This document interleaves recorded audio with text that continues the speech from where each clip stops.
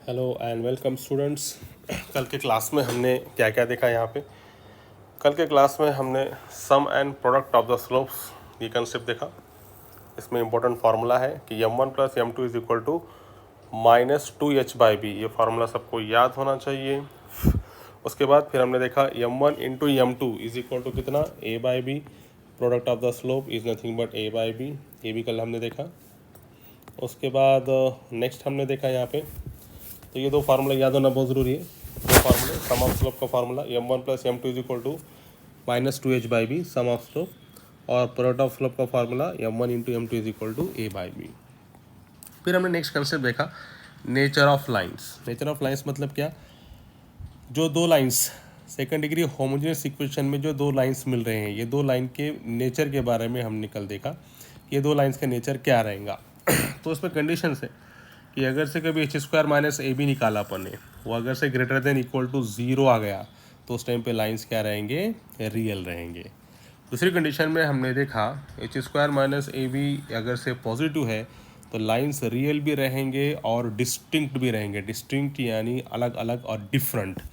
जैसे कि for example ये लाइंस आ गए, एक लाइन ऐसी अलग से और दूसरी लाइन अलग से ऐसी, इस तरीके से ये दो लाइंस रहेंगे।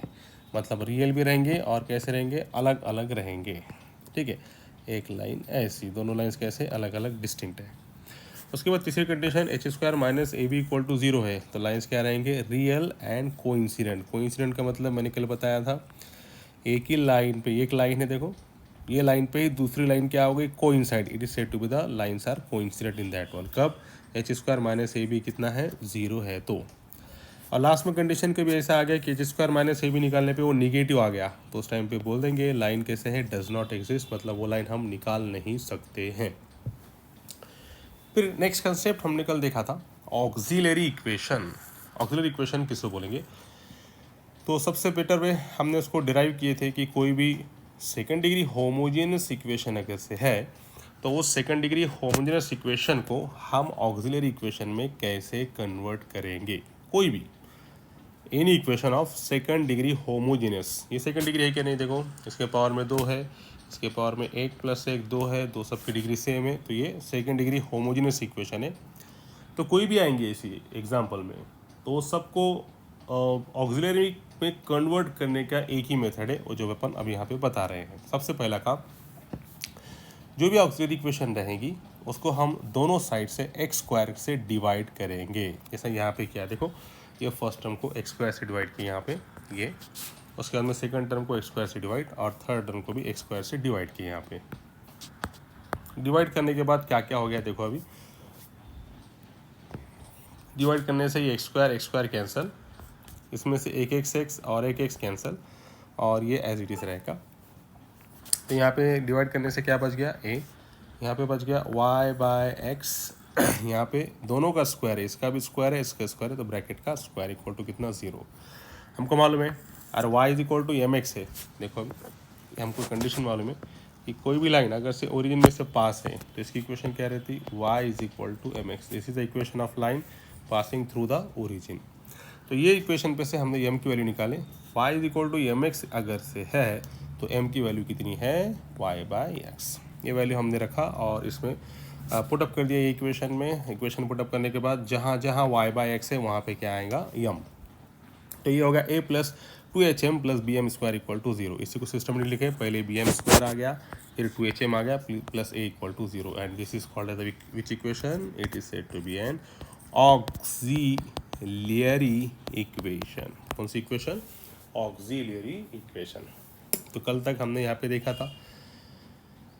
उसके बाद इम्पोर्टेंट मैंने बताया था इसमें क्या क्या इंपॉर्टेंट याद रखने के लिए, तो ये m1 + m2, m1 into m2, फिर condition greater than equal to 0 तो लाइंस रियल है, सिर्फ पॉजिटिव है तो लाइंस रियल भी है और डिस्टिंक्ट भी है, और इक्वल टू 0 आया तो रियल एंड कोइंसिडेंट है, और लेस देन 0 आया तो लाइन डज नॉट एग्जिस्ट है। और ये हमारी कौन सी इक्वेशन, ऑक्सिलरी इक्वेशन, कल का बता रहे अपन। फिर उसके बाद हमने कल एग्जाम्पल्स को स्टार्ट किए थे, तो एग्जाम्पल्स में देखेंगे हम यहाँ पे आज, कल क्या क्या देखे थे अपन ने। देखो यहाँ पे ये क्वेश्चंस, कल इतने क्वेश्चन सॉल्व हो गए हमारे पास से, और उसके बाद आज अपन उसका आगे करेंगे। तो क्वेश्चंस था सबसे पहला, first question in that one, find the combined equation, क्या निकालना है, कंबाइंड इक्वेशन। कंबाइंड इक्वेशन का दूसरा नाम जॉइंट इक्वेशन। तो पहले दो लाइंस ऑलरेडी पहले क्वेश्चन में दिए हुए थे, ये एक लाइन है, एक लाइन दिए वाली है, दोनों का जॉइंट इक्वेशन, दोनों का multiplication equal to 0। Finally got here second degree homogeneous equation, है ना, जैसे कि हमने थ्योरम में बोला था यहाँ पे। तो यहाँ पे हमको क्या मिला, सेकंड डिग्री होमोजेनियस इक्वेशन। उसके बाद सेकंड क्वेश्चन में भी वही था, लाइन ऑलरेडी दी वाली है, ये भी लाइन ऑलरेडी दी वाली है, सिर्फ ये दोनों का क्या लेंगे हम, जॉइंट इक्वेशन लेने के लिए दोनों का मल्टीप्लिकेशन। ये लाइन का मल्टीप्लिकेशन इसके साथ मल्टीप्लाई करने के बाद, सी ना, कल अच्छे से बताया था यहाँ पे, मल्टीप्लिकेशन करने के बाद फाइनली गॉट दिस इक्वेशन, है ना।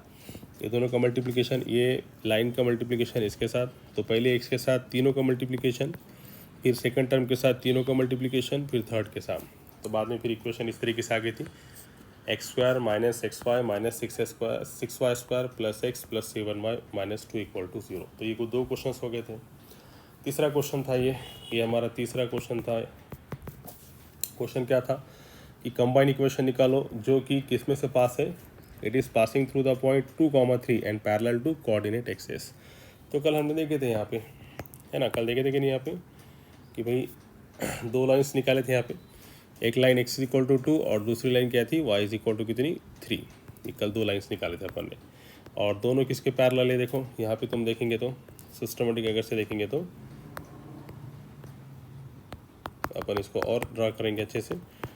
कल जिसको नहीं समझ में आएगा उनके लिए एक बार फिर से बता रहे हैं यहाँ पे। तो ये थ्योरेटिकल क्वेश्चन है, इसमें पहले हमको लाइंस निकालना पड़ेगा, फिर उसका जॉइंट इक्वेशन लेना पड़ेगा। पहले दो क्वेश्चन्स में ऑलरेडी लाइंस दिए हुए थे, हमने उसका जॉइंट इक्वेशन लिया था, मगर अब यहाँ पे थ्योरेटिकल क्वेश्चन होने की वजह से क्या क्वेश्चन पूछा कि लाइन 2,3 में से पास है और वो कोऑर्डिनेट एक्सिस मतलब क्या, एक्स एक्सिस और वाई एक्सिस। तो देखो अभी यहाँ पे ये हो गया वाई एक्सिस, ये हमारा एक्स एक्सिस दिस वन, और हमारा जो लाइन है वो किस में से पास है, 2,3, मतलब ये 0 1 2, एक्स एक्सिस पे 2 और वाई एक्सिस पे 3, 1 2 3 अंदाजे, ठीक है। तो ये लाइन होगी y इज इक्वल टू 3 वाली, और ये हमारी लाइन होगी x इज इक्वल टू 2 वाली, ठीक है। ये पॉइंट को हम थोड़ा शिफ्ट कर देंगे 2 को यहाँ पे,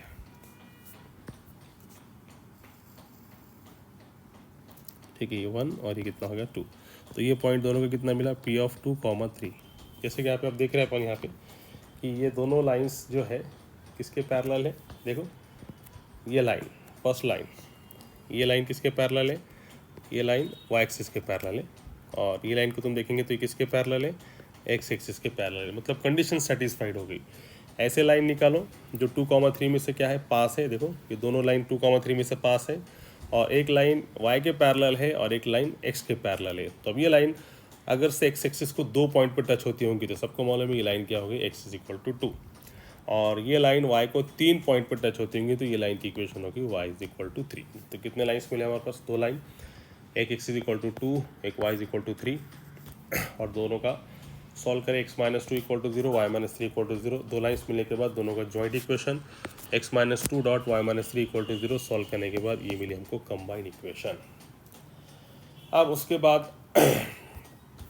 बाद देखो अभी क्वेश्चन नंबर 4 और क्वेश्चन नंबर 5, ये दो क्वेश्चंस अगर से हमको सॉल्व करने का है तो सबसे पहले हमको उसको 11 का कुछ थ्योरेटिकल पार्ट, बेसिक पार्ट जिसको बोलेंगे वो देखेंगे, फिर उसके बाद हम क्वेश्चन नंबर 4 और क्वेश्चन नंबर 5 इजीली सॉल्व कर सकते हैं। और ये जो बेसिक पार्ट है 11 का, इसका यूज़ आगे भी है, आगे एग्जाम्पल्स में भी है, इसलिए हम पहले बेसिक देखेंगे इसका, तो फिर आपको क्वेश्चन नंबर 4 और क्वेश्चन नंबर 5 आप इजीली सॉल्व कर सकते हैं। तो चलो नए पेज पे हम देखेंगे इसका बेसिक, कुछ न्यू पेज पे करेंगे अपन इसको सॉल्व। तो देखिए अभी ये आ गया हमारा न्यू पेज। अब देखो बेसिक क्या है यहाँ पे, ओके, एक मिनट प्लीज, ठीक है, ये आ गया हमारा न्यू पेज। इस पर हम कुछ बेसिक देखेंगे। तो बेसिक में सबसे पहला बेसिक ये है यहाँ पे कि फर्स्ट टर्म इज द, कि समझो कभी दो लाइंस, एक L1 और दूसरी लाइन L2, ये दो लाइंस कभी एक दूसरे के पैरेलल है, तो ऑलवेज रिमेंबर ये दो लाइन का स्लोप हमेशा क्या रहेगा, equal. m1 is equal to क्या आएगा, em2। It is the first condition, always remember here. Condition क्या है, दो लाइन एक दूसरे के क्या है, पैरेलल अगर से है तो उस टाइम पे दोनों का स्लोप क्या रहेगा, इक्वल रहेगा। दूसरी कंडीशन कि कभी L1 L2 के परपेंडिकुलर अगर से है, L1 L2 के कैसा है, परपेंडिकुलर है। मतलब कैसा, जैसे कि फॉर एग्जांपल ये हमारा जैसे कि for example suppose this one और परपेंडिकुलर मतलब ये एक लाइन है और ये एक लाइन है। अभी दोनों के बीच में परपेंडिकुलर मतलब दोनों के बीच में एंगल कितना है, 90 है। तो उस टाइम पे इनकी कंडीशन क्या, ये लाइन L1 ये लाइन L2, तो दोनों का स्लोप का प्रोडक्ट मतलब पहली लाइन का स्लोप m1 का लाइन L1 का स्लोप इनटू लाइन L2 का स्लोप मतलब कितना, m2, और ये हमेशा कितना रहेगा, product of the slope m1 into m2 is equal to how much, minus का 1। Always remember this two condition, it is very important, आगे भी चल के ये इंपॉर्टेंट है। तो दो कंडीशंस समझ में आना चाहिए कि जब दो लाइंस एक दूसरे को पैरेलल है तो उस टाइम पे दोनों का स्लोप इक्वल रहेगा, और जब दो लाइंस परपेंडिकुलर है तो उस टाइम पे दोनों का स्लोप का प्रोडक्ट इज इक्वल टू -1 रहेगा। उसके बाद नेक्स्ट कंडीशन है कि भाई जनरल इक्वेशन ऑफ लाइन किसको बोलेंगे, इसका भी यूज़ है। General equation of a line, तो जनरल किसको बोलेंगे, this one, equation of the type ax plus by plus c equal to 0। ये लाइन को बोलेंगे general equation of line. This line is called as a general equation of line. कौन सी equation, general equation of line. तो इसमें important है इसका slope कैसे निकालेंगे। सबसे पहले इसका स्लोप, तो इसका स्लोप निकालने का formula, slope m is equal to coefficient of x, फार्मूले का minus coefficient of x upon coefficient of y। तो जनरल इक्वेशन का स्लोप को निकालने का फार्मूला क्या, -a/b, it is the formula. उसके बाद फॉर एग्जांपल समझो एक लाइन है 5x plus 4y plus 6 equal to 0। अब इसका किसी ने हमको स्लोप पूछ लिया, तो इसका स्लोप निकालने का फार्मूला क्या है, जैसे कि मैंने बताया माइनस फार्मूले का कोइफिशिएंट ऑफ x मतलब कितना 5 divide by coefficient of y मतलब कितना 4। तो ये इसका स्लोप हो गया जनरल इक्वेशन ऑफ लाइन के स्लोप का निकालने का फार्मूला। क्या है फार्मूला क्या है, m is equal to minus का a/b। It is a formula to find the slope of general equation of line. ठीक है, चलो अब ये कंसेप्ट की तरफ जाएंगे। जैसे ये भी कंसेप्ट छोड़ दिया था अपन ने कि जब भी दो लाइंस परपेंडिकुलर है, जैसा मैंने बताया यदि दो लाइंस परपेंडिकुलर है तो उनका स्लोप का प्रोडक्ट ये ऑलवेज कितना रहेगा, -1। तो अब इसका यूज़ क्या है, देखो अभी इसका यूज़ कहाँ पे है। जैसे कि फॉर एग्जांपल समझो हमारे पास, सपोज हमारे पास देखो अब यहाँ पे, ठीक है सॉरी इसको थोड़ा अच्छे से उतारेंगे। सपोज हमारे पास, ठीक है, अब समझो दो लाइंस, एक लाइन ऐसी है, दिस इज द लाइन, और एक लाइन ऐसी है, और खास बात दोनों एक दूसरे को क्या है, परपेंडिकुलर है। तो अब समझो ये लाइन तुमको दी वाली है 4x माइनस 3y प्लस 1 इक्वल टू 0, और ये लाइन के कैसे है, परपेंडिकुलर है, और दो तुमको निकालने का है ये L2, ये दूसरी जो लाइन ये L1 है ये L2 है, इसका निकालने का है स्लोप कितना रहेगा, m इज इक्वल टू वाट। समझा कंडीशन क्या बता, देखो एक लाइन की इक्वेशन दी वाली है, ये लाइन का इक्वेशन का यूज़ करके लाइन L2 का स्लोप निकालने का है, और दोनों लाइन एक दूसरे क्या है, परपेंडिकुलर है। तो सबसे पहला काम, जो लाइन दी हुई है, क्या लाइन दी वाली है हमारे पास, 4x माइनस 3y प्लस 1 इक्वल टू 0। सबसे पहले वो लाइन का स्लोप निकालो, भी बताया फार्मूला -a/b। बी ऑलरेडी कितना है, -3, तो दी वाली लाइन का स्लोप कितना मिला, 4/3, माइनस माइनस क्या हो गया, plus. This is the condition. m is equal to कितना आ गया, 4/3, किसका स्लोप, जो लाइन की इक्वेशन दी वाली उसका स्लोप निकालें। अब इसका स्लोप अगर से 4/3 है तो हमको ये लाइन का स्लोप निकालने का है, L2 का स्लोप। तो हमको मालूम है कि लाइन L1 और L2 एक दूसरे को क्या है, परपेंडिकुलर है। लाइन L1 L2 क्या है, परपेंडिकुलर है। तो डायरेक्ट करूँ, ऐसे लिखेंगे अपन, since L1 perpendicular to L2, तो इसलिए क्या होगा, दोनों लाइन का स्लोप मतलब स्लोप ऑफ L1 डायरेक्ट लिखूँगा, slope of L1 into slope of L2 is equal to how much, minus का 1। अब बोलो L1 का स्लोप कितना निकाले, समझो ये लाइन, पहली लाइन का स्लोप कितना है तुम्हारे पास, 4/3, ये ना, रख दो इसमें, पहली लाइन का स्लोप 4/3, इसका तुमको निकालने का है slope of L2 is equal to कितना, -1। तो finally we got here slope of L2 is equal to -1/4/3, जिसको उल्टा करने से ये आ गया -1/4/3, और जिसको उल्टा करने से ये आ गया -3/4। It is the slope of L2, it is the slope of L2, this one. आया L2 का स्लोप कैसे निकाला। तो बोलने का मतलब ये है कि दोनों लाइन में से किसी एक लाइन का स्लोप मालूम है, तो और दोनों लाइन एक दूसरे को क्या है, परपेंडिकुलर है, तो ये कंडीशन का यूज़ करके हम दूसरे लाइन का भी स्लोप निकाल सकते हैं। आया समझ में। तो सबसे पहले क्या करना पड़ेगा, जो लाइन दी वाली है उसका स्लोप निकालेंगे, दोनों परपेंडिकुलर है। अब देखो ये लॉन्ग मेथड हो गया, मैं तुमको शॉर्ट्स में बताता देखो। और एक शॉर्ट में क्या है, समझो लाइन हमारे पास ऐसी है, थोड़ी बदल के बताता कंडीशन, कौन सा सिंपल जाता उसके हिसाब से करो आप। +3 = 0, शॉर्ट में बता दो। और हमको निकालने का है दूसरी लाइन L2 का स्लोप, इसका M2 कितना, ये निकालने का है। हमको निकालने का है स्लोप ऑफ L2, शॉर्ट में लिख देंगे स्लोप ऑफ L2 का कितना रहेगा, मतलब दूसरी लाइन का स्लोप कितना, दूसरी लाइन का स्लोप कितना, slope of L2 is equal to how much. तो सबसे पहले जो लाइन दी हुई है उसका स्लोप निकालो, जो लाइन दी हुई है उसका स्लोप निकालो। तो इसका स्लोप आ गया माइनस का a/b, ए मतलब coefficient of x divide by coefficient of y मतलब 4। अब हमको निकालने का है स्लोप ऑफ L2, क्या निकालना है, स्लोप ऑफ L2, जैसे कि हमको मालूम है, और दोनों दूसरे को क्या है, सबसे इंपॉर्टेंट, दोनों दूसरे को क्या है, परपेंडिकुलर है। ठीक है, दोनों दूसरे क्या है, परपेंडिकुलर है। तो उस टाइम पे स्लोप ऑफ L2 को निकालने का है, तो सीधे से क्या करने का, -1 जो भी स्लोप पहली लाइन का आएगा उसको नीचे डाल दो, -3/4। इतने स्टेप करने की ज़रूरत नहीं है, डायरेक्ट शॉर्टकट कर सकते हैं कि माइनस माइनस प्लस हो गया, ऊपर जाके आ गया ये 4/3, ये होगा इसका शॉर्टकट, एकदम सिंपल। जो लाइन दिया वाली है उसका स्लोप निकालो, देखो स्टेप्स, इसका सबसे पहले स्लोप निकालो, और जिसका निकालने का है उसको क्या करेंगे, सिर्फ -1 जो भी स्लोप आएगा उसको उसके डिवीजन में लिख दो। तो ये माइनस माइनस प्लस हो गया, और 3/4 ऊपर जाके कितना मिला, 4/3। तो आया समझ में कंसेप्ट।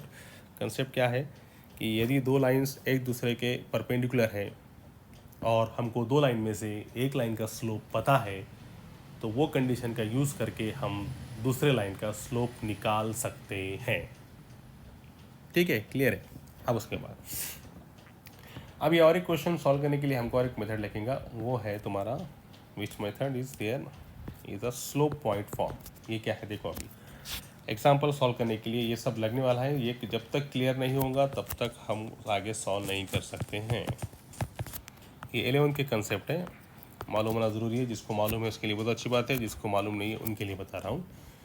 स्लोप पॉइंट फॉर्म में क्या कंडीशन है कि समझो ये है हमारी एक्स एक्सिस और ये वाई एक्सिस, ठीक है, ये हमारा x axis y axis. Now slope point form के लिए समझो एक लाइन है, ये लाइन है, और ये लाइन एक पॉइंट में से पास है x1, y1 में से, ओके, और समझो ये लाइन का स्लोप है m। तो लाइन की कोई भी इक्वेशन है तो उसकी अगर से इक्वेशन निकालने का है तो हम एक दिल का पॉइंट लेते हैं P ऑफ x, y। अब मैं डायरेक्ट फार्मूला बताऊंगा, 11 में हो गया कंसेप्ट। तो ये लाइन दो पॉइंट में से पास है, तो डायरेक्ट फार्मूला हो गया y - y1 is equal to m into x minus x1। ये है फार्मूला स्लोप पॉइंट फॉर्म का जो हमने 11th स्टैंडर्ड में देखा हुआ है और सबको मालूम है ये। You know very well about that one. इसको अपने डिराइव करे थे, अब डिराइव करने की ज़रूरत नहीं है क्योंकि 11th में हो गया, ये पार्ट 11th में कंप्लीट है। ठीक है, y minus y1 is equal to m into x minus x1। It is called as a slope point form. Which form? Slope point form. उसके बाद इसी पे अगर से कंडीशन देखेंगे, समझो कभी कभी ऐसा भी हो सकता है कि कोई एक लाइन है, वो लाइन क्या हो गई, ओरिजिन में से पास हो गई। किस में से पास हो गई? ओरिजिन में। सॉरी, ये तो ओरिजिन के बाहर चले गई, इसको ओरिजिन में लाना होगा। ठीक है, समझो, this is the condition. Okay, अब ये लाइन कभी ओरिजिन में से पास हो गई तो यहाँ पे क्या हो गया, यहाँ पे जो ओरिजिन के कोऑर्डिनेट, यहाँ पे जो x1 y1 था, यहाँ पे ओरिजिन के पॉइंट्स क्या मिले? 0,0, मतलब x1 0 और y1 0। तो आप इसको अगर से स्लोप पॉइंट फॉर्म लगाएंगे और पॉइंट क्या है यहाँ पे x, y, तो क्या होगा स्लोप पॉइंट फॉर्म लगाने से? y माइनस y1 कितना है? 0। स्लोप m निकलेगा। x माइनस x1 भी कितना है? 0। सॉल्व करने के बाद ये आ गया y is equal to mx and it is the equation of line passing through the origin. ये दो कंसेप्ट मालूम होना ज़रूरी है अगले जो आने वाले क्वेश्चन से प्रॉब्लम में वो सॉल्व करने के लिए। एक स्लोप पॉइंट फॉर्म का formula y minus y1 is equal to m into x minus x1। ये कब यूज़ करेंगे? जब किसी लाइन का स्लोप मालूम है और वो लाइन कौन से पॉइंट में से पास है, वो फार्मूला, मतलब लाइन का स्लोप मालूम होना ज़रूरी है और लाइन कौन से पॉइंट से पास है, ये दोनों मालूम है, तो स्लोप पॉइंट फॉर्म का यूज़ करके ये लाइन की इक्वेशन हम निकालेंगे। This is the concept. ठीक है, उसी तरीके से कभी कभी लाइन अगर से ओरिजिन में से पास है, कभी कभी लाइन अगर से ओरिजिन में से पास है, तो उस टाइम पे हम ये कंडीशन यूज़ करेंगे y इज इक्वल टू कितना? mx का। तो आज के लेक्चर में हमने बहुत इंपॉर्टेंट रिजल्ट देखे जो कि हमको अगले आने वाले प्रॉब्लम्स में लगने वाले हैं। 11th का बेसिक है ये सब, इतना मालूम होना ज़रूरी है। ये अगर से मालूम होगा तो हम क्वेश्चन इजीली सॉल्व कर सकते हैं। तो उसमें पहली कंडीशन देखो आज के लेक्चर में, दो लाइंस अगर से पैरेलल है तो दोनों लाइन के स्लोप इक्वल है।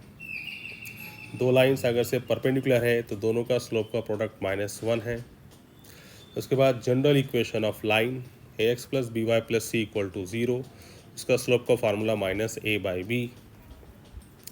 फिर एग्जांपल लगाए अपन ने, फिर उसके बाद और एक एग्जांपल लगाए। यहाँ पे दो लाइंस परपेंडिकुलर थे, उनका स्लोप, एक का स्लोप मालूम था, दूसरी लाइन का स्लोप निकाले हमने। उस तरीके से स्लोप पॉइंट फॉर्म बताए और लास्ट में अगर से लाइन ओरिजिन में से भी पास है तो भी इसकी इक्वेशन अपन निकाल सकते हैं।